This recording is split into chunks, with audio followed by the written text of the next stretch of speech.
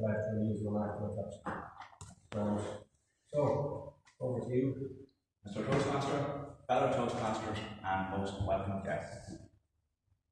Since I was a little boy back in Monaghan, I've been surrounded by books. Surrounded by books as a child in school. My go-to wasn't Roald Dahl, David Walliams, Ian James, or even Maeve Binchy. It was any book that contained as many facts as you could fit on those pages. For example, did any of you know that a cockroach can live without his head? I didn't until second class. Or in fourth class, I learned that Henry VIII had 6 wives. 2 of them never got ahead in life. And finally, I learned about wonderful, wonderful, far-flung lands. By the time I reached adulthood, my obsession with books took a dark, dark turn.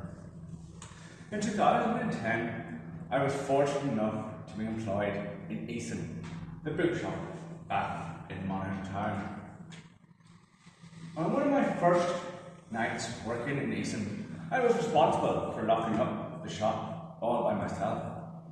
This was quite an undertaking. A customer came to the till. The customer looked remarkably like Ninja's wife from Love Hate.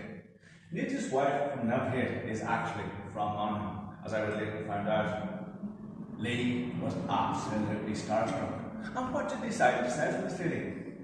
He looked like Ninja's wife from Love Hate. My ego quickly fell when she said, I am Ninja's wife from Love Hate, and gave me a look of disdain. My love affair with books continued. In 2013, for the summer, I managed to get work experience in my local public library, where I checked out various books to various customers and users and tourists. Following the completion of this 3-month work experience, I obtained a job-ready internship in Monaghan Institute, a post-leaving cert college. I was responsible for overseeing the development of this brand new library. However, there was one snag in this perfect job. Well, there was a number of snags. But one of the snags, does any of you remember JobBridge? Yes, the wonderful internship where you work 40 hours a week and get €50 extra on your social welfare. I think slave labour comes to mind when I describe that job. The library didn't go quite as planned. In those 9 months that I worked in that library, guess how many books I checked out by either students or staff at Monaghan Institute? I don't like to guess, just numbers. Any number to love? No. 500. Nope. A big fat 0. How many books do you think were on the shelves in this library? 0. Why, ladies and gentlemen? Because when this library was being developed and designed, they decided to order a security system for one single door. One single door. There was 5 doors in and out of the library.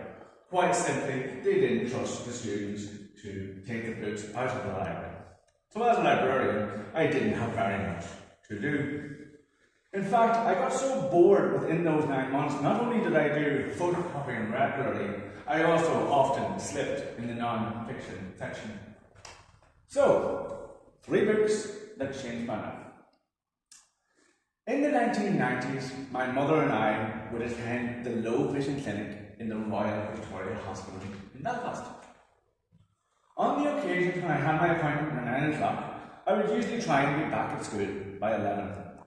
Occasionally, I would be a complete rebel and take the day off school. On one occasion, when Mum was in the clothes shop checking out the sales, I sauntered around the local second-hand bookshop. And there, out of the corner of my eye, which is quite ironic since I don't have peripheral vision, I seen the first book which changed my life. Assassination. 20 assassinations that changed the world. Now, why did this book appeal to me? It wasn't because the author had the same first name as me, Lee. No, it wasn't that. And I wasn't named after him. I used to joke that I was named after Lee Harvey Oswald, but that's quite a dark joke, especially in Dallas. But yes, 20 assassinations that changed my life. So by the time I completed that book, not only did I know the dates and the day of the week the political assassination took place, I could also tell you the time when someone was shot and the time they were pronounced dead. And yes, I have to get out more. So, moving on to my student days. In 2011, I began a Masters of Literature in Irish Folklore in UCD. I decided to research folk museums, or open-air museums. As part of my research, I went over to Oslo and Stockholm and seen the world's first folk museums. As part of this experience, I interviewed staff, both current and former staff of these institutions, because quite simply, until I visited Oslo and Stockholm, I didn't believe there was any written sources on folk museums, other than Wikipedia, which, as we all know, is as reliable as Donald Trump. So, I came across this book, Open Air Museums. So quite simply, this was fundamental in my research. So that became this, my book. Folk Museums in Ireland, Origins, Evolution and International Influences. Now that probably could be used as a weapon. It is quite big, but I shall explain with a slight disclaimer. Whenever I started my Masters of Literature in Irish Folklore, I was given the unenviable task of writing between 40 and 60,000 words. He was always a bit enthusiastic and he decided to write 130,000 words. And no, I didn't write the words Lee Maguire 65,000 times. Moving into adulthood. In 2015, I dared go to another Eason, this one in Belfast. Once again, out of the corner of my eye, I came across Lonely Planet, the World. Quite simply, ladies and gentlemen, fellow travellers and toastmasters, this contains every single country in the world and the highlights you should see in this country, in each country. By the end of this year, I hope to have visited 45 countries. That means there are 150 countries that I still have to go to. I look forward to telling you about the next 3 books that changed my life. Thank you.